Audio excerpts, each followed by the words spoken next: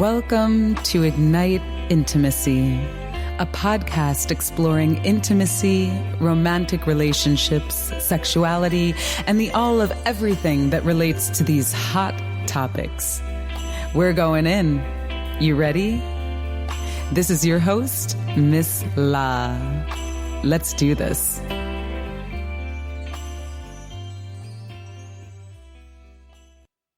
Oh, wow. Beautiful day here in sunny Los Angeles. And I am so excited to be connected through the interwebs with my sister, Shana James, up there you're in Oakland, right? I am. Okay, I was like, Berkeley or Oakland? You're awfully close to Berkeley, but you are technically in Oakland, California. What is going on, my girl? It is really lovely to be here with you. So good, so good. My sister who, it's like, I just have such a deep gratitude for the way we both want to be in the world to support men and women and having the passion and love and sex and freedom and all of that, So thank you for doing this. Well, it is my pleasure. And, I am just a student of life who is, just taking it all in. And that's part of why this podcast exists, Ignite Intimacy. I'm on the exploration just as much as anyone else and on the path and the journey. And, I'm finding myself in a quite tender space this morning as I continue to open myself up to new people and different experiences. And it's bringing a lot of stuff up for me, Yeah. And so you were probably like one of the best people and energies and spaces that I could have on the line this morning just to feel safe and connected, Yeah. So yes, very, very grateful for your presence here. And so for the Ignite Intimacy audience, Shana and I met a couple of years ago we were both both supporting a mutual colleague of ours with a large event in Monterey. And we met, and first of all, we're both from Buffalo, New York, and woohoo! Buffalo! Yes, New York, Western New York, holla! And we just hit it off immediately. It was like sisters from other misters, like just... Wow, it was just an immediate, I know you. Yeah. And so I just love that. And I love you. And I just so honor, everything that you're up to in the world. We're both, single moms, and we've been just navigating and charting our paths, running our own businesses and doing it and bringing it. And I was just like so excited to hear about Shana's work in the world, primarily working with men and women, but it sounds like your business currently is a little bit more focused towards men in the world of dating and relationships. And, the topic of our conversation today is how men can have the love, intimacy, and sex they want. So that is the topic. And I know a handful of our conversations have been, I think, a little more skewed towards women. So I'm really excited to have a topic that is more skewed towards men. But of course, we can all take tips from today's conversation. So true, so true.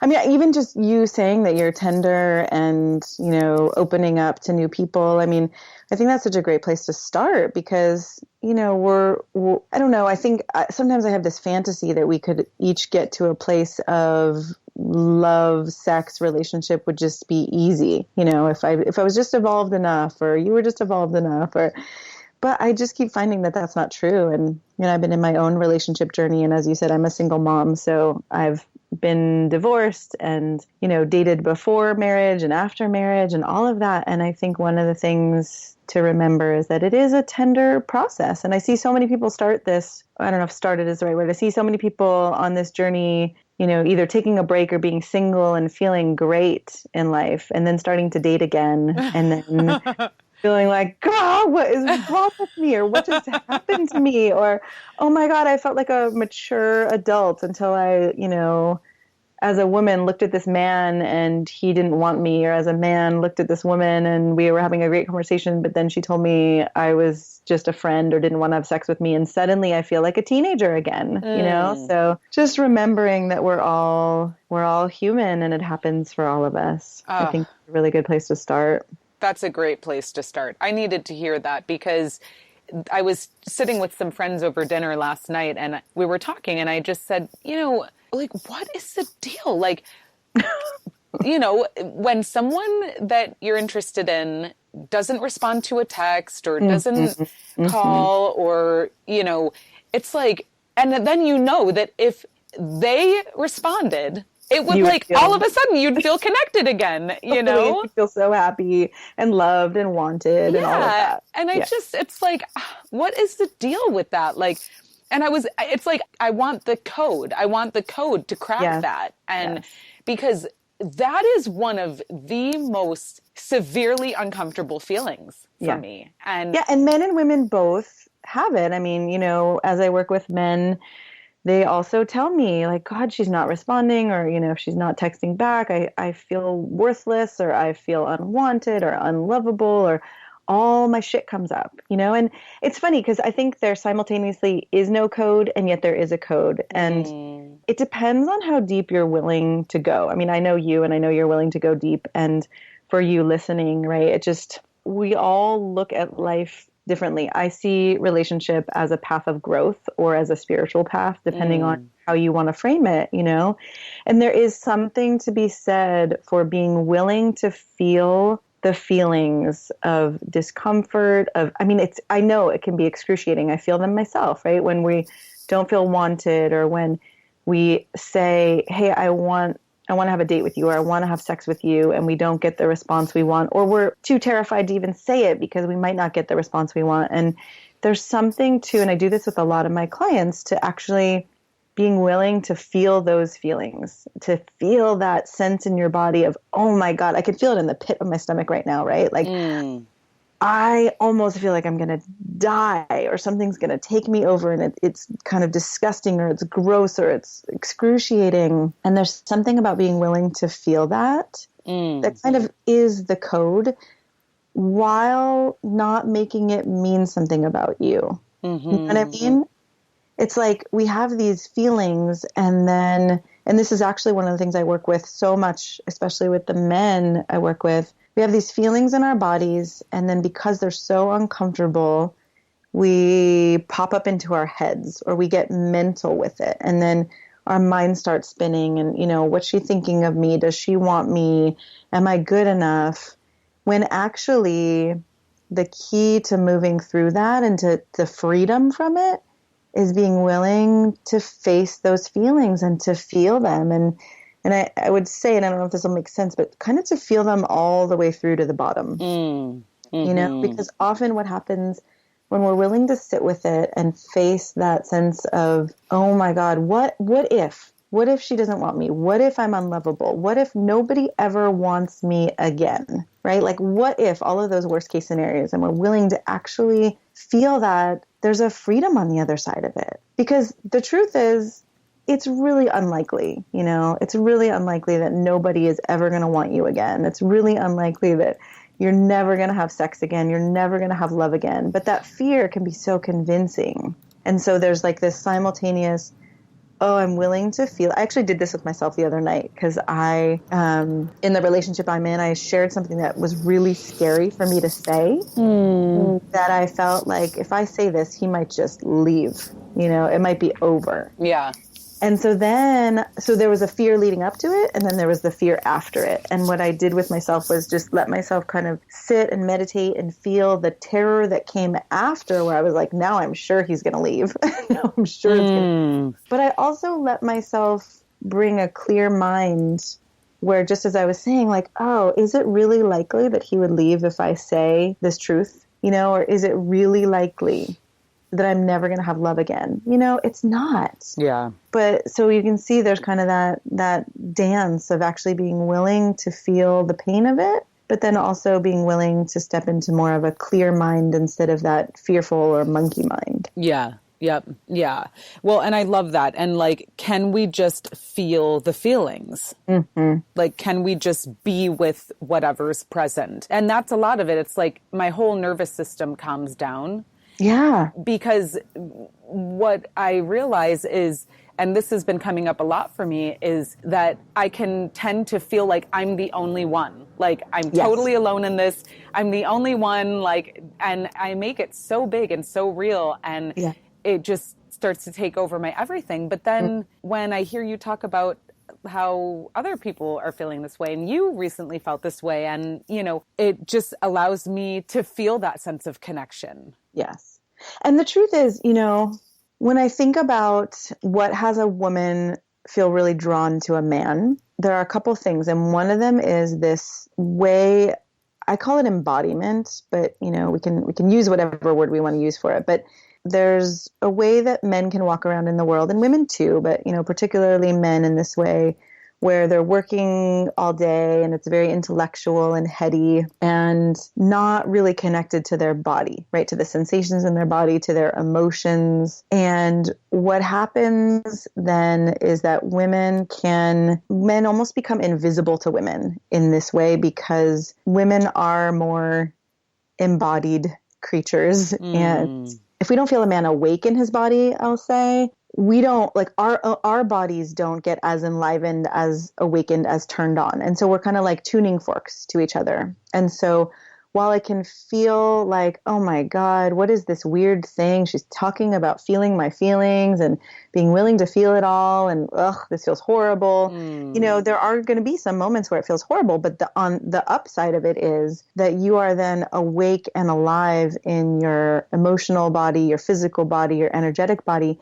And then what happens is this way that you could actually walk into a room, and before you say a word, a woman's attention can actually be drawn to you, because she starts feeling lit up in her own body. She starts feeling, turned on, and she doesn't even necessarily know why. But it's because you have been willing to feel, the whole range of life moving through your body. And, another thing I really like to support men in is how do I want to phrase this? It's like that it is okay and actually amazing for you to feel your own turn on and your own desire for a woman, no matter what her response is, no matter whether I actually was just talking about this with a client where, even if she's your best friend's wife, right? Like, or if she's this woman who is a stranger out in the world, you get to feel your own turn on and desire and aliveness in your body.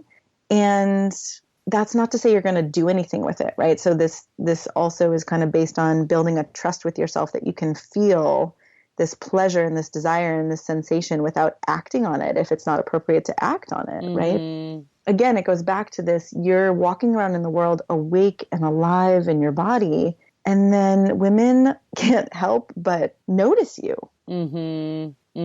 So let's talk about that, because I was kicking it with someone this weekend, and I was telling him, you need to pull the energy that's up in your head into your body. Like, you need to get more into your body. And he was like, what is up with that? Women are always telling me this, and I have no idea what it means or how to do it, or like, so can we talk a little bit about that for men who are listening, who are just like, what the hell does that even mean? Are you talking about?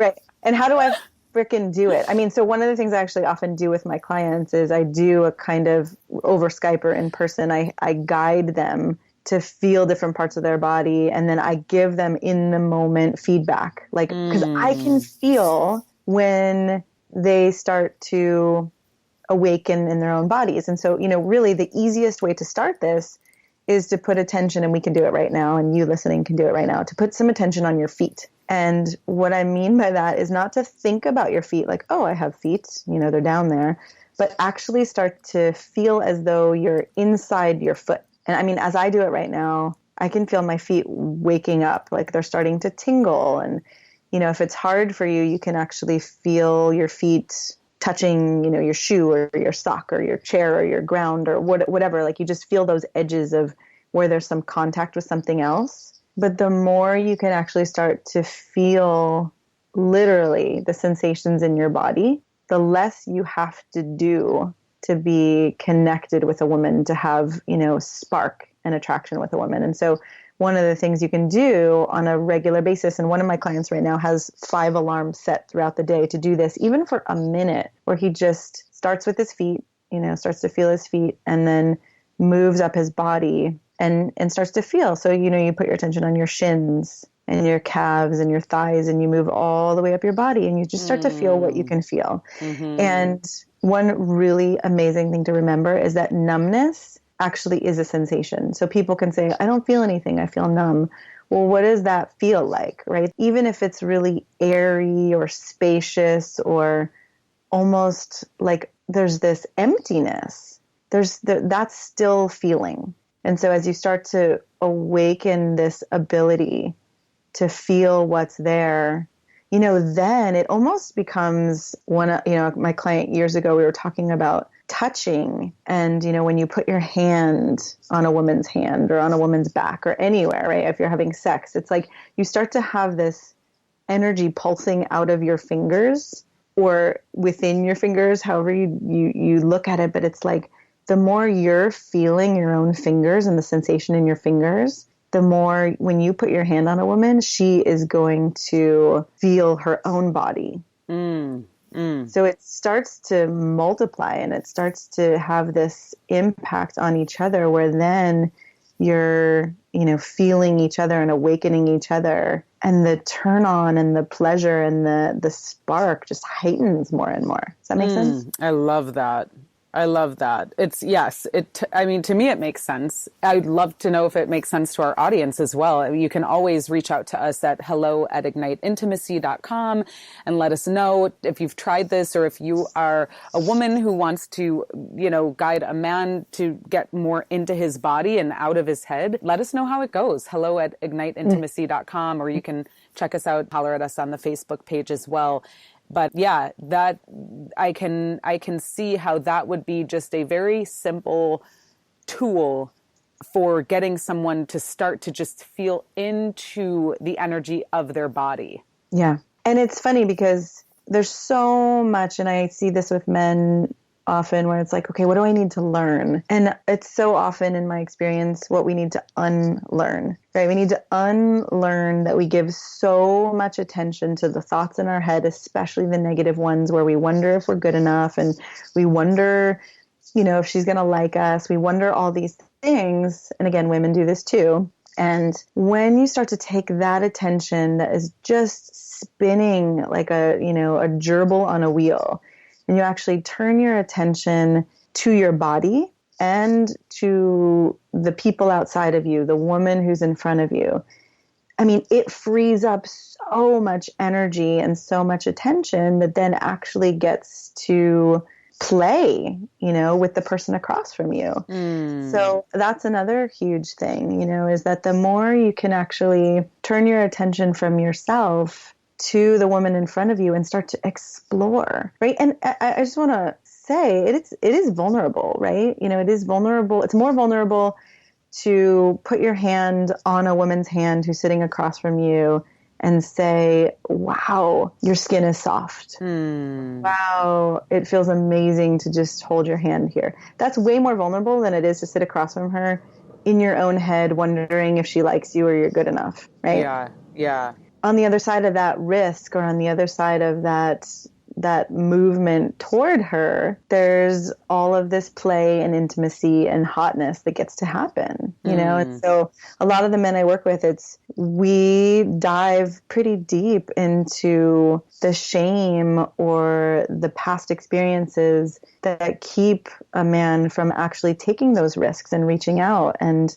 from it feeling like, oh my God, I'm going to die if a woman rejects me or says no, and helping a man have that freedom to actually reach out and say, wow, you are beautiful, and God, I would love to take you home with me, and also have the freedom to say, and if that's not what you want, like, so be it. But I'm going to just turn that off or pretend I don't want that because I'm afraid of you rejecting me. You know what I mean? Mm-hmm. Absolutely. Well, it's all about risk, right? Yeah. because we don't know how it's going to be received. Right. Right. And if the response that we desire is going to be the response or the non-response that we get. Mm-hmm. Mm-hmm. Yeah. And, I've been reading a book recently, and this happens every once in a while, that then I read this book and then I want to give it to everybody I know and all the clients I work with. And the book I'm reading is called A Year to Live by, I think it's Stephen Levine. I don't know if it's Levine or Levine, how you say his last name, but Okay.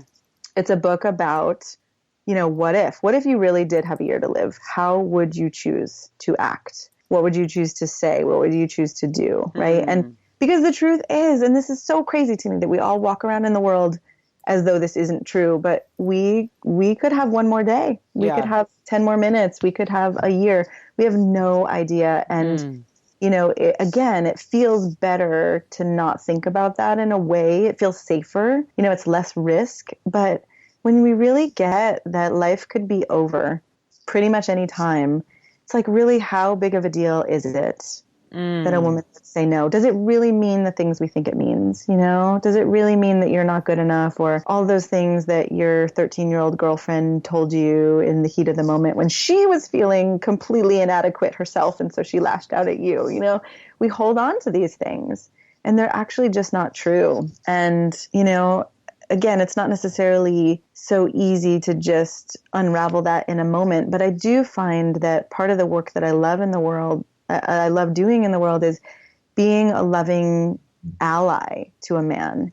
As a woman, a woman who can say to you, I want you to have what you want, no matter how kinky it is, or how wild it is, or how pure and innocent and loving and, and small you feel. Like, I want you to have whatever that is. And there's something that I think is healing for men about having a woman ally, because sadly, men have not been loved or nurtured into the feeling that, oh my God, my sexual desires are great, or oh my God, the fact that the fact that I have desire for many women at a time is actually normal, right?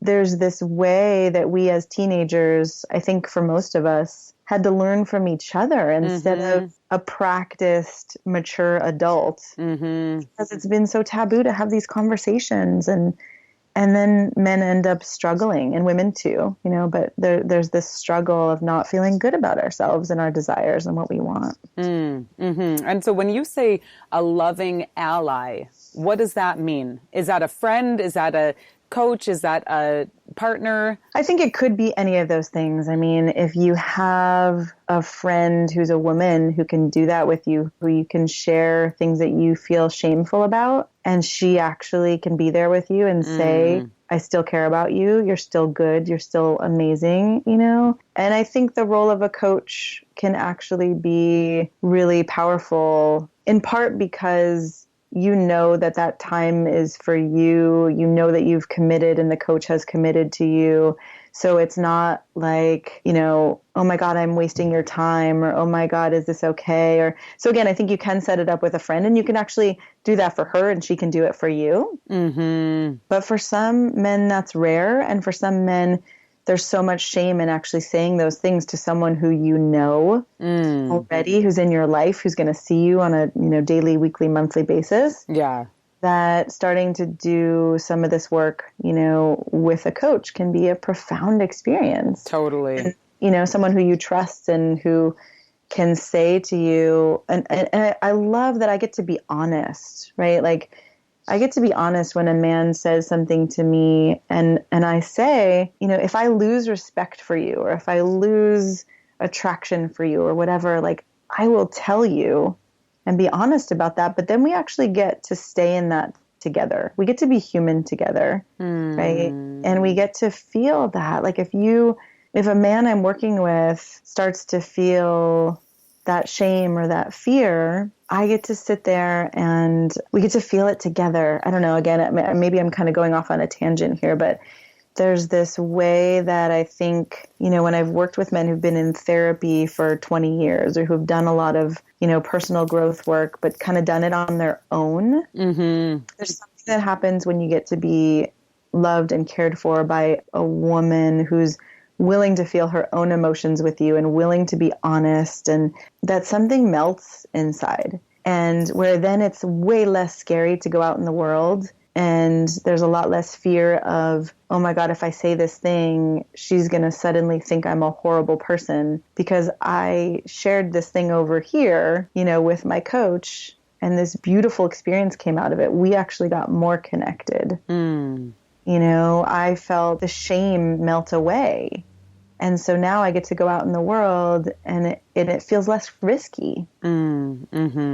Yeah. Well, and so what advice do you have as far as, when someone loses attraction for someone else? Because it many times feels like it just stops. Like there's no communication, there's just dead silence, and you don't, and then it's like, you don't even know if that's it or if it's something else or what the deal is. And that tends to happen a lot with women because we are so sensitive that we can hear something, we can feel something, and suddenly our attraction can just die, right? It doesn't actually die forever. It's dead in that moment. And I see a lot of men respond with fear or with frustration or anger in those moments. It's like I call it either posturing or collapsing. Collapsing is like, oh shit, I'm wrong. What did I do? I'm bad. How do I fix this? Or what the fuck? You were just totally turned on and now you're not, and I'm pissed, right? And the middle ground, the middle road, or the balanced place to come from in that moment. I'm not saying don't feel your feelings, right? You can feel frustrated, you can feel sad, you can feel confused.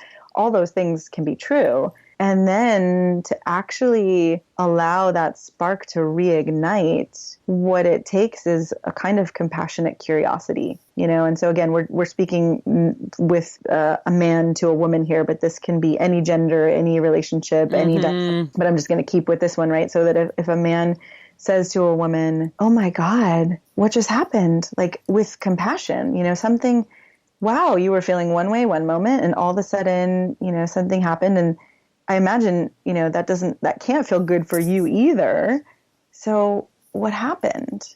And a willingness to actually hear, oh, you just hurt my feelings, right? Or that thing that you just did or the way you touched me reminded me of this horrible experience I had in the past. Or suddenly I felt really ashamed of the sexual position we were in because I'm totally going to be vulnerable here, right? Because this happens for me.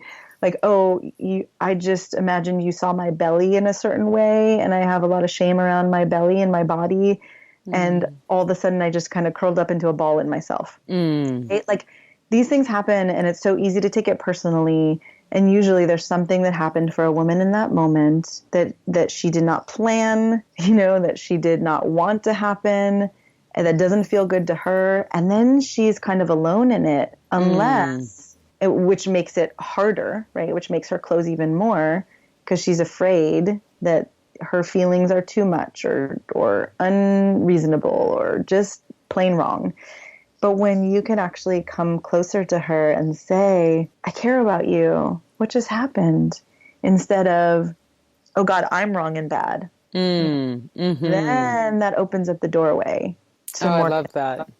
Yeah, I love that. Yeah, I mean, it's amazing what communication can do. And it's like when there's no communication, you're just sort of left to wonder and assume. But you need two willing players to do the communication. Yeah, right. And as the one who's initiating the communication, you can actually do it in a way where you are much more likely to get a response than to push someone away, right? And so, this is probably obvious, but you're going to push someone away more likely if you say like, what just happened? Or why is that happening to you? Or, what's your problem? And if you lovingly say, hey babe, I'm here with you. I'm on the same team as you. I'm on your side. Let's figure this out together.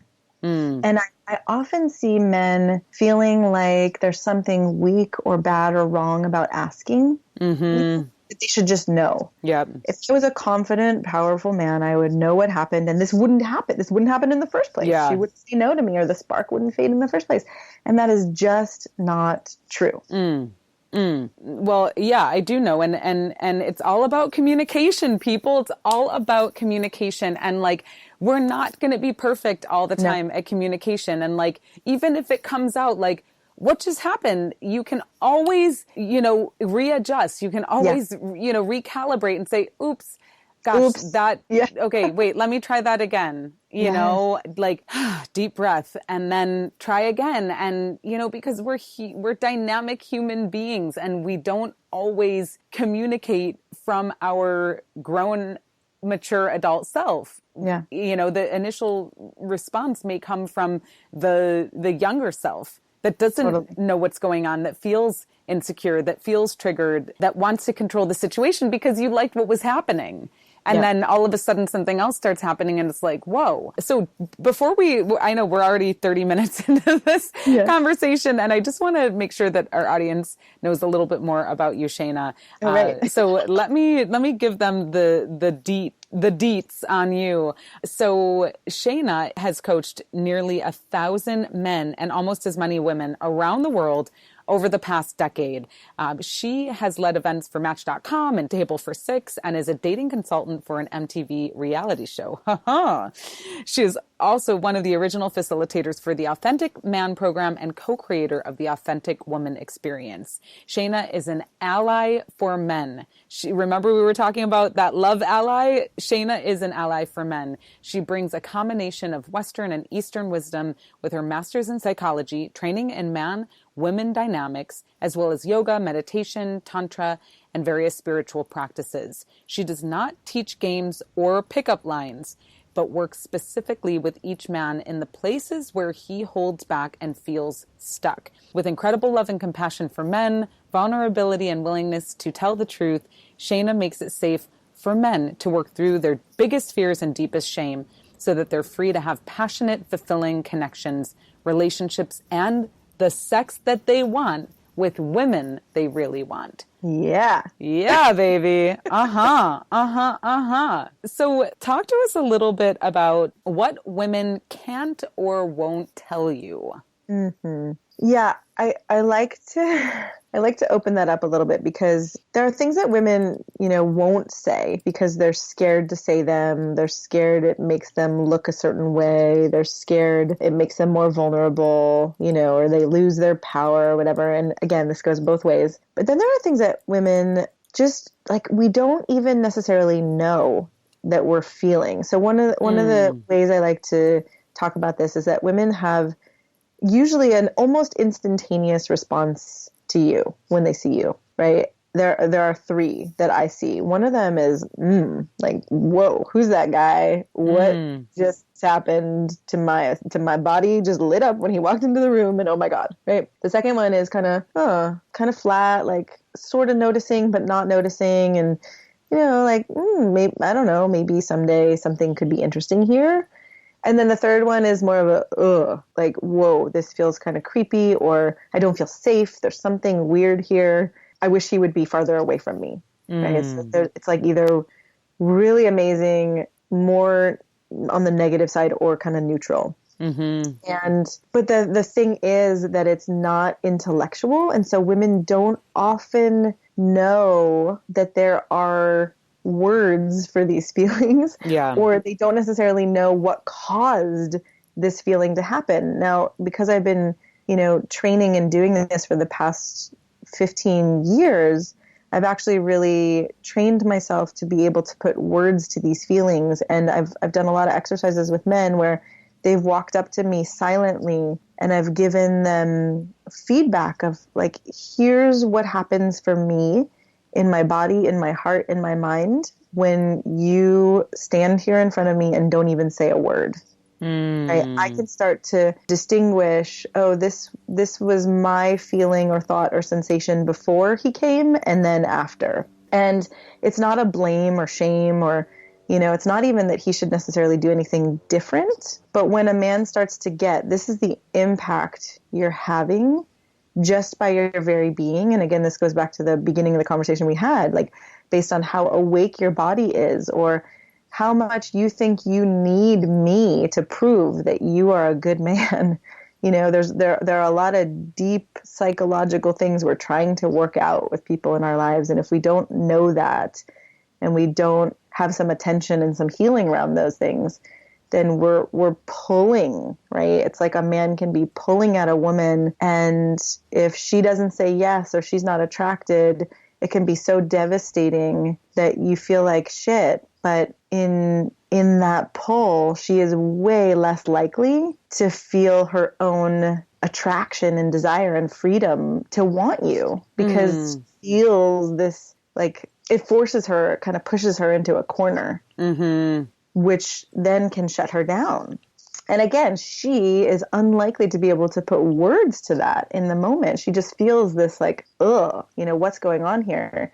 In one of the courses I teach, I talk about the 10 essentials of attraction that most men never learn. And one of them is that your insides match your outsides. And so that's one of the bases of authenticity, right? Is like, what you're feeling on the inside, you're actually communicating on the outside. If on the outside you're saying to a woman, oh, I'd love it, if we could hang out together, but I'm totally not attached. But then on the inside, you're feeling like, oh my God, if she says no, I'm going to be so hurt or pissed. Then there's this discrepancy between what you're showing and what's happening on the inside of you. And that can feel unsafe to a woman. Totally.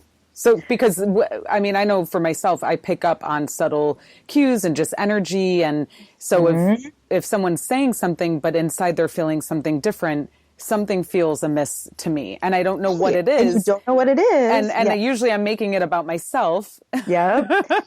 That's a huge key or secret or whatever you want to call it too, is that if a woman feels that, she'll often make it about herself. But whatever it is, whether she thinks it's about herself or whether she thinks it's about you, she'll be less likely to open her heart and less likely to come forward and less likely to be, giggly and flirty and want you.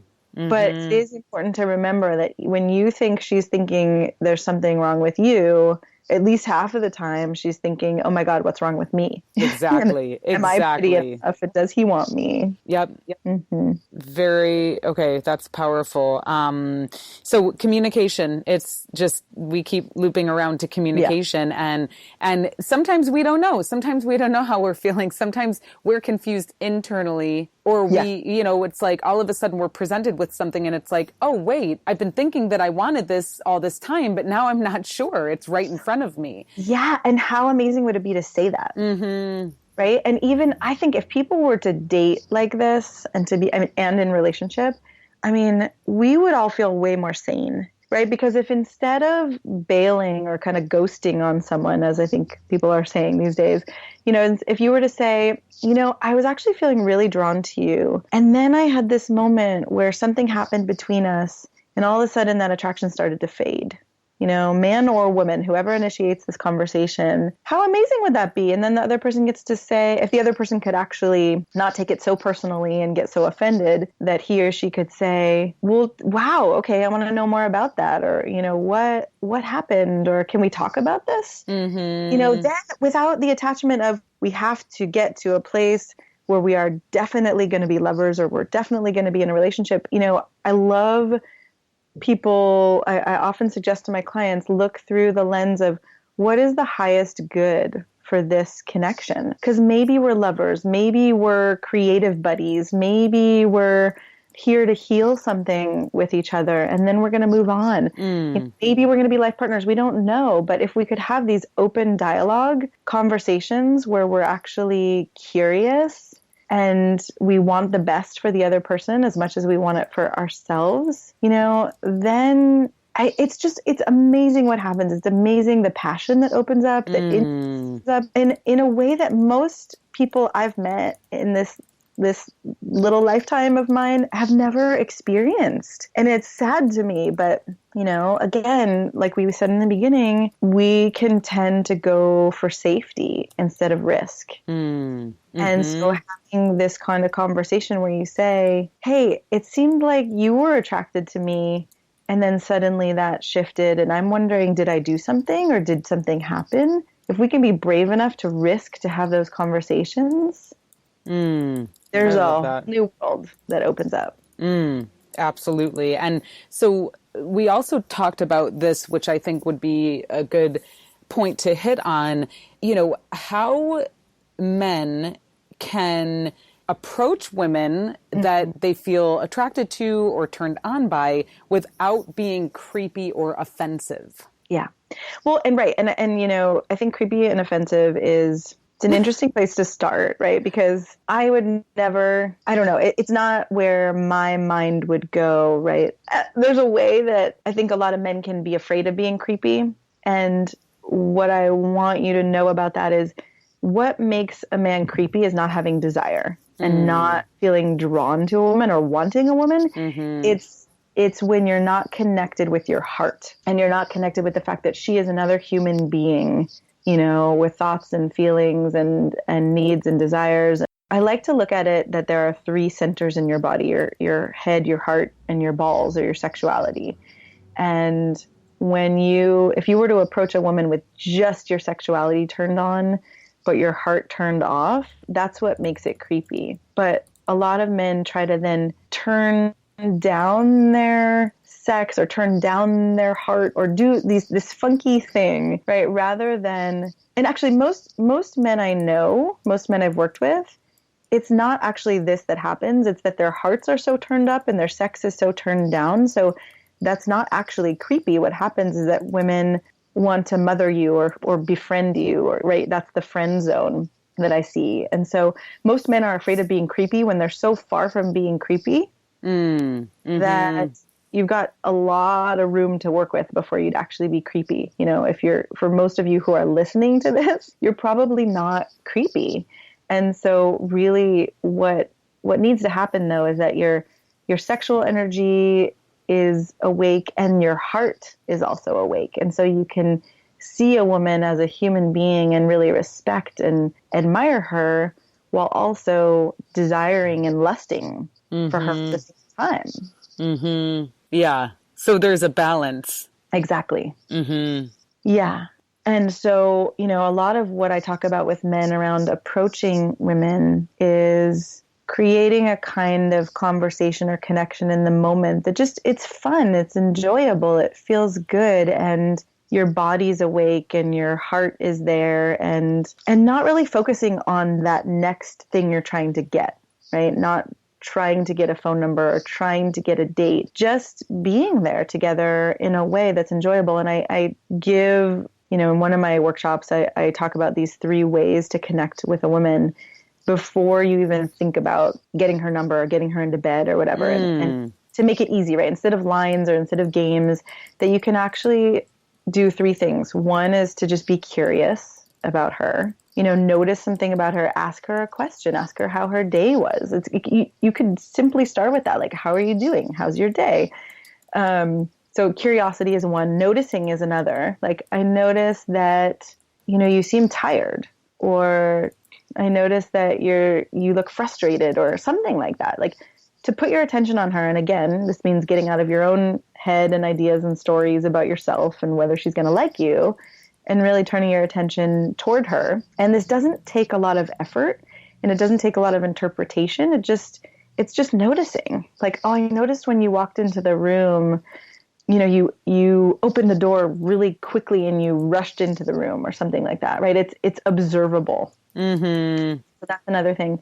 And then the third one is appreciation, which could be, wow, I noticed when you walked into the room, it was like this rush. You came into the room and suddenly I felt more alive because of that. Or, you know, the way that your outfit is put together is so interesting, and you seem like really creative and even kind of spicy, or I don't know, I'm just saying these off the top of my head, but there's like some kind of appreciation for something that you've noticed. And any of those, you can start off a conversation. And I also think of it like a gift, right? It's like if you could make someone's day, if you could make a woman's day by noticing something about her or getting curious about her or appreciating her, that's a really great way to start a conversation. And then you get to see what happens from there. And then you can take it deeper. You know, there's a way you can kind of think, I should know what question I'm going to ask next. And I have to have it right. And if I say the wrong thing, that she's going to, you know, lose attraction for me or not want me. The truth is, the more you can actually stay in the moment the questions will arise. She'll tell you something and then you get to build on that, or you get to get more curious about that. And again, going back to embodiment, as we talked about in the beginning, the more you're actually awake and alive in your body, the more she's going to want to be close to you, even if you're not saying anything. Even if you're just there being with her silently for a moment, instead of it being this weird, awkward silence, she's going to actually feel more relaxed, or she's going to feel more tingly in her body and be like, wow, I like being around this guy. Yeah. It's like a quiet confidence. Yeah. Yeah. I know that feeling, honey. Oh, well, this has been amazing, Shana. I think you gave us some gems. This is a great conversation that so many of us can relate to. People who are in the dating world, people who are in relationships. I mean, communication is paramount. And the more that we can just, it's like, oh Lord, I'm so far from perfect and I'm still blubbering all over the place. But, the more that I can commit to speaking something when it's in my heart and on my mind, and finding a way to be curious and finding a way to say it in a way that creates more connection. And then also just, self-managing and self-care when I'm feeling fearful and I'm feeling forgotten or dissed or whatever. Yep. Did you have something you wanted to add? Well, yeah, I was just thinking about how in one of my courses that is focused on sexual power, I talk about a conversation you can have with a woman about fantasies. And I'm happy to, give this to you or put a link up somewhere or something. But it's like how you can even have a conversation about fantasies in a way that creates more connection rather than freaks a woman out or pushes her away. And I'm just seeing how that could be applied across the board. It doesn't have to be about fantasies, but, I love that you and I keep coming back to this place of, communication is key. And there's an art to communication. And it's so much deeper than the words we say. Again, it goes back to what we're feeling and what we're afraid of and how we then put that into words and the tone of voice and our expression. I mean, I think it's 93% of our communication is actually not. So 7% is verbal and 93% is all of the rest of the stuff that happens. And so, there is an art to communication, and some of it's the words you use, and then some of it's actually doing some of that healing so that you're not coming from a place of blaming or shaming or attacking or, having it that the woman in front of you is just like all women or just like a woman you dated in the past or just like your mom. We really have to clear out all of those old beliefs and the way that they live in our hearts and our bodies to be able to see the woman in front of you as this new, unique individual who's not just continuing to prove all of your stories about the past and how they were. We're all different. We're all different. And there are things that are similar. So, it's the continual journey, and we do a disservice by hiding out. So encouraging all of us to just get out there and try things and experiment and be curious and speak your truth and do it in a way that creates more connection. And I love what you said before about all right, we're all human. You can say, hey, I need a do-over. I just said that in a way that wasn't actually kind or loving toward you. And actually, I'd like to try that again. Yeah, exactly. And so, Shana, where can we find you online? The easiest place I would say is to go to readytodateagain.com. And the 2 is the number 2. So readytodateagain.com. And I just think by the time you get there, I will have there's a new free report on there that talks about 3 surprising things women won't tell you that make them hot for you the moment you walk in the room. And it's fun and it's really interesting. It's not the things you would think. It's not those shallow things. It's actually, some of the things like we started talking about in this conversation, some of those deeper things that get communicated without you even saying a word. So go there and, I have regular blogs and emails and courses that I do, so you can find out more there. Great. And then I'd love for you to get me a link to the conversation about fantasies. Yes. So okay. we can I will make a note to myself to do that. Yeah, so we can include that in the show notes. So it is Shana James, ready, the number 2, dateagain.com. That's ready2dateagain.com. Just remember that the 2 is a number 2. And Shana James, and what a great pleasure. Any thoughts, just last thoughts on resources? Do you recommend any books to anyone? I know you mentioned A Year to Live. Are there any other quick resources that come to heart and mind? Well, the other one that came to mind as we were talking was a book called Undefended Love, which it's just phenomenal. And it's being willing to have some of these conversations and being willing to not defend ourselves, which I think is often the start of the downward spiral in a conversation that has conversation and communication not go well, is when we start thinking we need to prove our goodness, or prove that I really do that thing you think I did, and we take it really personally. So that's been really powerful in my life also. I love that. Well, thank you so much, Shana. Ignite Intimacy Community. It's another gem. I'm so grateful for your presence and all of your insights on this podcast. Shana, thank you so much for being here with us today. Ignite Intimacy Community. If you have thoughts, comments, you want to connect with Shana, you can holler at us direct. hello@igniteintimacy.com. That's hello@igniteintimacy.com. Check us out on iTunes. Please leave a review and make sure that you check out Shana at ready2dateagain.com. Shana, enough love and respect, Mama. Love you. Thank you for doing this. Yes. Okay, cool. So everyone who's listening, we thank you so much for being here with us. And until the next one, stay blessed. Give thanks for tuning in to another conversation on the Ignite Intimacy podcast hotline. We love that you choose to spend your time with us.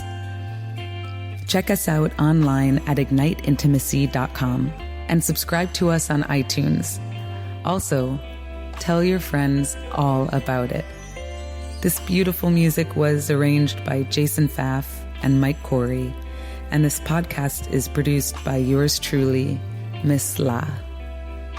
Give thanks again, and we'll see you on the next one. In the meantime, let your light shine bright and ignite your intimacy.